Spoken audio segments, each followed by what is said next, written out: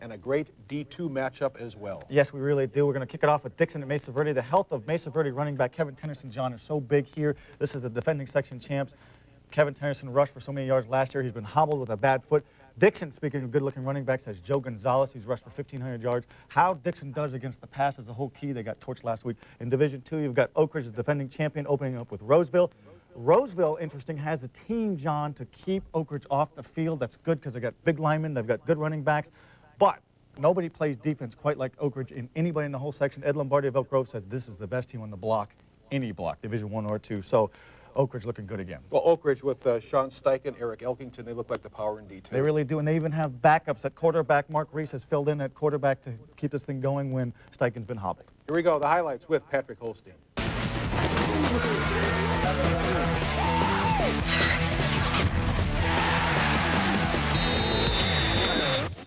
We start with Division III playoffs. The Dixon Rams visiting Mesa Verde. Nick Hedberg looking to Eric Henderson. Torrey Cole says, hello, welcome to Citrus Heights. And the muddy ground would soon cause problems for Dixon. Nick Hedberg fumbles the snap. Wes Covert recovers for Mesa. And they're in business on 3rd and 6. Martin, nowhere to throw. Flips it to Alfred Casillas, picking up 8 yards down the left side. Glad that he did, too, because the next play, it's David Martin looking over the middle for Sally Key, hits him in stride, and he is gone. 73 yards for the touchdown. Mesa Verde wouldn't look back as they cruise to an 18-12 halftime lead. And hey, that's your final score. Mesa improves to 11-0. They take on Hillmar next year. Division II playoffs, it's the 8-2 Roseville Tigers taking on the unbeaten defending section champs, the Oak Ridge Trojans. And here's why they're unbeaten. Dom Bosch, 10 yards on the score, 7-0 Trojans. Make that 14-0 in the first, 24 yards on the score for Bosch, 2 touchdowns already. But Nick Layton would bring Roseville back, keeping it himself, 10 yards and stretching out for the touchdown. It would be 14-7. And then 21-7 at the half. Second half action, Brian Newbro, the spin, the pirouette, the 15-yard score, part of his 289 yards on the night. Oak Ridge rolls 38-7 over Roseville. They will host Oakdale next. They're great athletes in their own right. Division II showdown at American River College was a kind of like a makeup game. In the SFL, you got Granite Bay and Wood Creek going at it. In Division I, you got Davis trying to repeat as Division I champs. They haven't lost a game in 2 years. Gene Deering's the best player there. For Wood Creek, we got a guy who we like, Vinny Mattioli. Yes. Like that kind of name. That kind of name gets you recognized on this program. A couple of teams that have surprised a lot of people this season. It's Laguna Creek and Johnson. And John, it's a real great matchup of contrasting styles. You got Johnson's power running game with the wing tee. They've really learned this offense under their coaching staff. Raynell White, Kendall Riley, kind of a combination of power and speed. Then again, Johnson has to deal with the pass factor of Josh Lex, Andy Nooner. These guys have thrown the ball so well all year. And who's the best mudder? If it gets too wet and soupy out there, who does the best in the inclement weather? There you go. It's a D1 matchup, and let's check out the action with Patrick Holstein.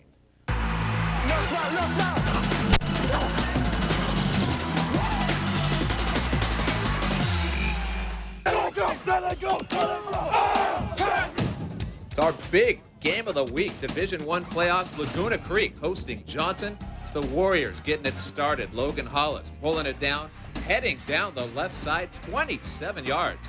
That would set up the pass. Hollis again looking to the end zone for B.J. Marshall, all alone from 8 yards out. 7-0 Johnson. Josh Lex now for Laguna Creek, trying to bring the Cardinals back. Sack, fumble. Kendall Riley, the heart of the Johnson V, recovering the ball. And the Warriors are on the move with Montrell Anthony, but he fumbles at the goal line. There's a loose ball, a scramble. Who's going to come up with it? Touchdown. Johnson, Logan Hollis, the quarterback in the end zone with the recovery. 13-0.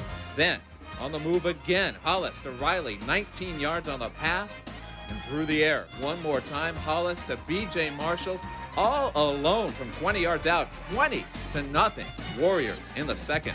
Right before half, it's Josh Lex hooking up with Andy Sullivan, 47 yards on the score on a 3rd and 6 play. That pulls Laguna Creek to within 13.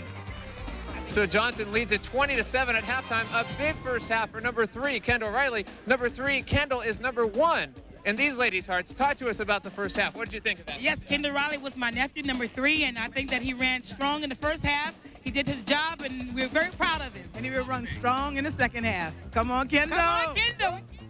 Yeah, Kendall's aunt and Kendall's mom rooting for Mr. Riley, but also for Mr. Hollis. The 9-yard touchdown scramble makes it 27-7. Johnson in the third. Josh Lex would try to rally the troops one more time, picking up nice yardage on the scramble, but as he goes out of bounds, he breaks his collarbone, out in pain for the rest of the game, replaced by Mark Rogers, who leads a nice touchdown drive capped by Terrence Rivers from 19 yards out. Johnson lead cut to 27-21 in the fourth, but Montrell Anthony seals the deal, 37 yards out, 34-21 Warriors. Then it's Kendall Riley, one last score, 29 yards, Johnson 40-29. Tonight I knew I had to step it up.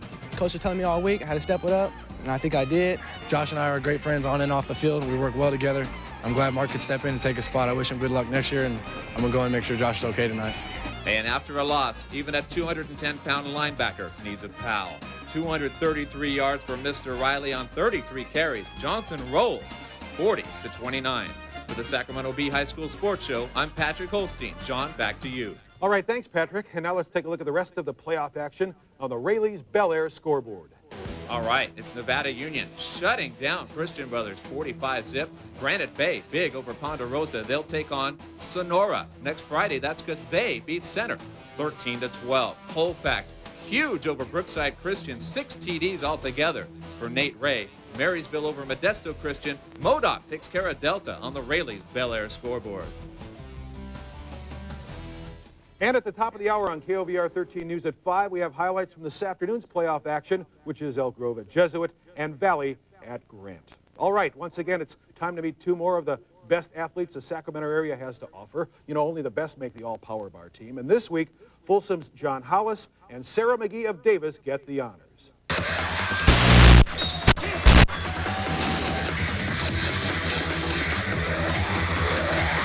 Why not take a look at the best running backs in the football playoffs? Okay, John, we will. We know about some guys like Albert Hollis, Kevin Tennyson, Kendall Riley. Here's some guys that are in the playoffs that haven't got a lot of yards, but they're big-time players nonetheless.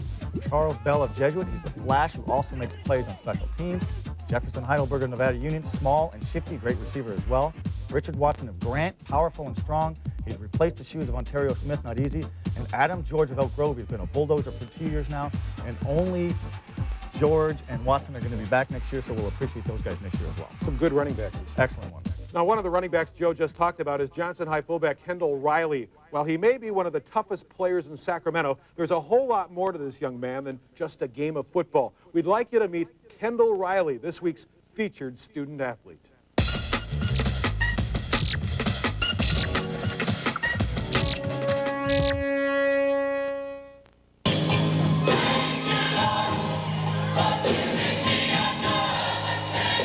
If I don't have God in my life, I'm like just lost. That's why I have to go to church and pray a lot and just keep myself in the church without anybody having to tell me. So I have to do that on my own. That's part of discipline right there. Discipline and faith. Add them together and you get Johnson High senior Kendall Riley. And the discipline he's learned in church and on the football field carries over to his schoolwork. I carry that into the classroom, my disciplining myself to study hard, be the best I can in all my classes, and so far it's been working out well for me. It's working out well for him, all right. Kendall has a 3.0 grade point average in the classroom, while on the field, he leads all area running backs with 31 touchdowns, averaging almost 10 yards a carry for the Warriors, and leading them into the second round of the playoffs. But despite his athletic success, Kendall's mom has taught him that getting an education is what really counts. Education comes first, and you get your major down, what you want to do, and football comes next, you know. And I tell them, you know, hey, they're out there looking at you. You look at them too, as far as academic is concerned, and what you want to do in life. And because football may not always be there, but you will have an education to fall back on. And Mom is always there for Kendall, whether he's ushering at the St. Paul Missionary Baptist Church on Sunday while she sings in the choir, or whether he's running over defenders on the gridiron while she cheers him on. I love seeing him out there and playing his hardest and running the ball, making the touchdowns, being that hero, sort of say, for Johnson. When Johnson High lost a thriller to Jesuit earlier this year, it meant that Kendall had to play against his good friend and fellow usher, Charles Bell. While they were on different sides of the ball that Saturday, on Sundays, they can still walk side by side. Football is very intense, but it's also a game. And once the clock's over, the play's over, the game's over, we're still friends. That's more important than any other game can be. And heading to church every Sunday is also very important for both of these young men. Kendall ushers on 3 Sundays a month, and while Mom may be singing, you won't hear Kendall's voice raising the roof anytime soon. I used to sing, then I got out of the choir because I like ushering. I like ushering better than I like singing, so I stick with ushering. So you can still sing? Yeah. Can you sing? No, I'm not going to do that. But to his mom, he's still her little boy. Yes, he is my little boy. You may not think so, but I think he is. He's a big old boy, big old little boy. This big old little boy is a great football player, a great kid, and this week, Kendall Riley is our featured student athlete. Tell me more about Kendall, Joe. This guy is an absolute joy to watch, John. He absolutely kills defenses, and it's neat to see the amazing contrasting style. He's a mutter on football nights, and then he's this nice, polite church kid on Sunday mornings, and well-mannered. People run away from him in football, and then they gravitate to him in church. His dad is his idol and his role model. He was a running back at BYU. Kendall wants to be a civil engineer. I like that, so he's a smart kid as well. Sac State wants to get him. What we're saying is grab the guy. He's a player. What doesn't this kid have going for him? Maybe, can't punt very more than 40 yards, maybe. I don't know, but everything else is A-okay. You can't punt. There you go. Now, there's a lot more to come, including our Best Buy Plays of the Week and the Cheer of the Week. But first, it's time for the Medical Minute, sponsored by Mercy Healthcare.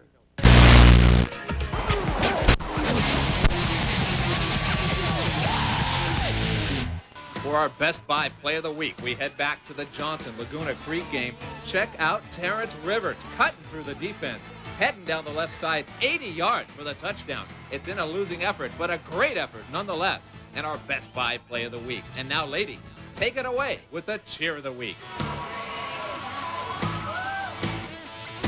Yeah, I don't think I want to be tossed up in the air in the middle of a rainstorm. The Oak Ridge cheerleaders are Best Buy Cheer of the Week, eligible for Cheer of the Year.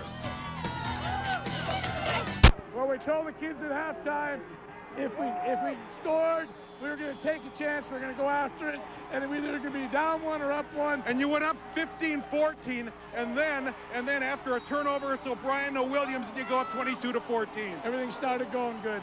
We started running the ball. We said if we ran the ball, they'd be in trouble to holding us. And, the offense and defensive lines had a great second half. And that's it, guys. That's the video. Okay. All right. There you go. There. Yeah, congrats. I tell you, that was, hold on, Coach. That was 43-14 the final. Paul, I'll send yourself think then. Check this out. You got a little soaked, didn't you? Yeah, just a little bit. There you go. It's Grant over Jesuit tonight in the city championship game. We'll talk it over with the coach. Don't go away. We knew, the thing that we had to worry about was that they're really complicated on defense sometimes. And when we kind of figured out some of the schemes they got in, we started running the ball better. And then it put them in a bind where they either had to keep 8 people in the box and give us the pass or stay outside and let us run. And we got rolling pretty good in the second half. Let's show them what we're talking about here. So here it is for the city championship. It is Grant. It is Jesuit. What did you feel like before the game? Well, I mean, it was quiet nervousness. When you're playing a team that's 12-0 and have done the things they've done. But look at from the opening kickoff. There's Chris Stallworth going 71 yards. We were emotionally really high, pumped up at the start of the game, and sometimes you can get too high, and I thought that was our problem a little bit at first. So there's Richard Watson from 3 yards out, and Grant takes the 7-0 lead. Now, late first quarter, it's Jesuit, it's Joe Elfman, 30 yards here to a wide open Kirill O'Ryan, and this game is now tied at 7-7. Wide open, Coach. Yeah, well, we bit up a couple of times, and their quarterback was a lot better than I thought he was. He did a hell of a job all night long. Well, there's Elfman throwing the slant in the second quarter to Jared Siegel, and the Marauders get inside the 10, and then it's Charles Bell going left side on a 3rd and goal from the 2, and Jesuit goes up 14-7 here. Now, just before the half, a key moment, Elfman is going to roll for Jesuit. He's going to look in the end zone. He's going to throw. He wants Jenks, but it's picked by Marshall, so it stays 14-7. Jesuit does lead at the half, but a big, big interception there. Well, absolutely. I mean, if they score there, we're really in tough conditions. Chris came up, made a big play for us, made a lot of good hits later in the second half, caused some fumbles. So he came up big in the middle part of the football game. All right, let's go to the second half now where this game really turned. And we're going to pick it up 14-7 Jesuit, third quarter. O'Brien to Chris Stallworth. Now you're down by a point, 14-13, and you're going to go for 2. Yeah, we said at halftime, you know, let's roll it up. If we score, let's either be down 1 or up 1 and make it change the game. And Richard, you know, we gave the ball to Richard. He had a great night all night long, came too big for us. So you're up 15-14, and now after a Jesuit turnover, O'Brien, a Williams, and now you're up 22-14 after the kick. Big play. He read that the tight end was not being covered. We hit him with a touchdown pass. Very big play for us. 3 times Jesuit was close, and 3 times you stop it. Defense has been great for 4 weeks, and you know, they showed up big the second half, and no doubt that they're leading us right now. And then it's 80 yards to Paris Warren, your great wideout. I mean, just great athletic, but he's pretty well covered by their D-back. He jumps up, catches it, and then beats him, makes a couple great moves, and you know, typical Paris Warren, big play for us. Makes it 36-14, and at the end, Coach, you're getting good and soaked. 43-14 is the final. Grant pulls off the surprising win over Jesuit, and now you go on next week to the SAC Joaquin Championship. I think it's 7 o'clock Friday night at UOP, and who are you going to take on? We're going to play Golden Valley. You know, they're an extension of where when Merced split into 2 schools, so a lot of the staff from the old Merced school is there, so I know they'll run the fly very well, and it's going to be a challenge for us. Thanks for hanging around, buddy. And do me a favor, tomorrow afternoon at 4:30, watch our usual 4:30 show. It's me and Joe Davidson, who said you were going to lose tonight. Hey, well, yeah. Well, it's 4:30 tomorrow afternoon. It's a Sacramento High School sports show. We'll review this game and all the weekend high school sports as we do every Saturday on your station for high school sports, KOVR 13. And before we go, the Knights tonight in the semifinals of the league championship, and the Knights go on to win it 6-1. By the way, Ontario Smith and Dante Stallworth flew in from Tennessee tonight to be here with you guys. I thought that was a class act. That's Pacer kids for you. They come back. They love it when people supported them. They come back and support us. All right, we'll see you next Friday. Thank you. Good luck to you. Paul, back to you. Well, he's got to be drained emotionally and physically. Okay, but John, thanks very much. All right. Congratulations to Grant.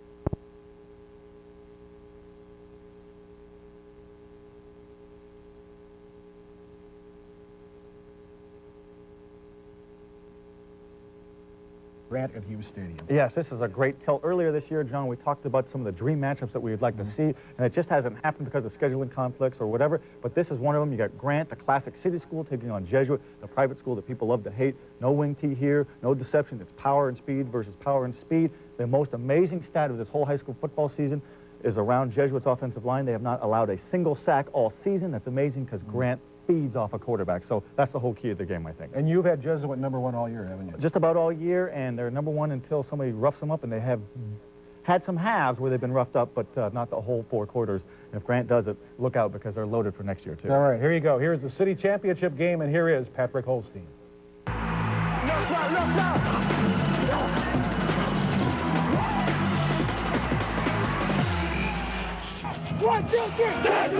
Grant taking on Jesuit in the city championship game. Over 9,800 on hand to watch Chris Stallworth take the opening kickoff back 65 yards. Jared Siegel, that nice saving tackle, saves the touchdown for Jesuit, but not for long. A few plays later, it's Richard Watson from 3 yards out, part of his 103 yards on the night. 7-0 Pacers. Back comes the Marauders. Joe Elfman, 30 yards for Ryan Perillo, all alone. 7-7 as we head to the second quarter. That's when Charles Bell takes the handoff, stretches out across the goal line. 14-7 Marauders. Just before half, Noreen O'Brien looking to tie the score, but Charles Bell picks it off, keeping a 14-7 Jesuit lead at the half. So Grant, after the fast start, never really threatens again. A couple of drives, both ending in Charles Bell interceptions in or around the end zone. Jesuit up 14-7, halfway to a trip to Stockton. But the guys from Grant say, hold that bus. Denori and O'Brien hooking up with Paris Warren, the beautiful leaping catch. 27-yard pickup on third down, and that would set up O'Brien over the middle to stalwart, 32 yards. They would go for two and get it. Grant takes the lead, 15-14 in the third. Charles Bell, now the nice spin move for Jesuit. Fumble, loses the ball. Spencer Noah picks it up for Grant, and the Pacers jump on Noah's Ark in the flood of touchdowns which soon ensued. But first, it's Harris Warren. Another great leaping catch, 30 yards. Sets up Antoine Williams, the tight end, on the receiving end from O'Brien. 16 yards, 22-14.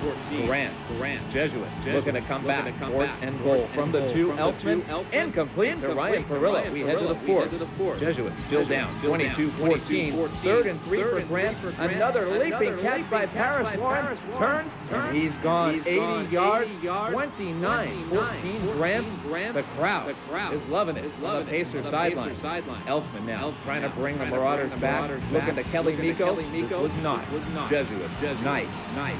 But it was a night for the Pacers. Richard Watson, 36-14 Grant on their way to a 43-14 win.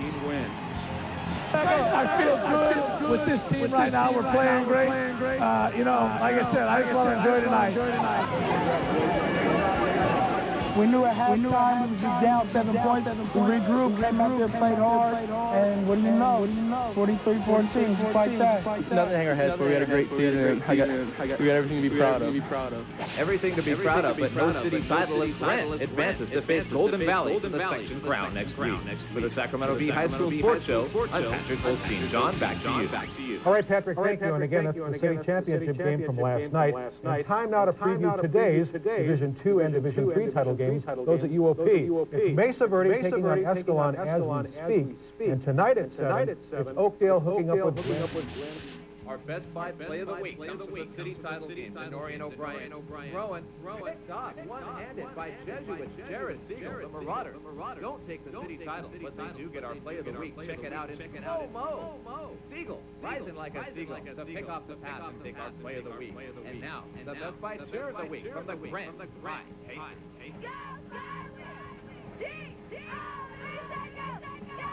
Yes, the ladies from Grant, they've got our cheer of the week eligible for the best five cheer of the year.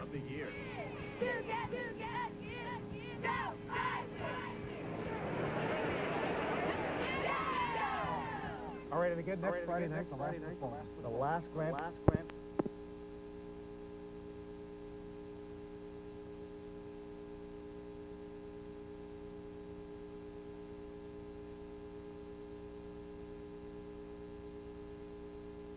Beating you, with humiliating you, with taking your heart. Upset about it, I can't blame him. Yes, sir, he ran right into him, and we got a brouhaha here. It's about 9 to 1 during practice, but we're playing up to 11 baskets. So I tell Michael, you got to change to the other side. And he was extremely upset about that. But he takes the other team, and he wins with that team. He would cheat to win. And I say that in reverence. It was my mother and Michael.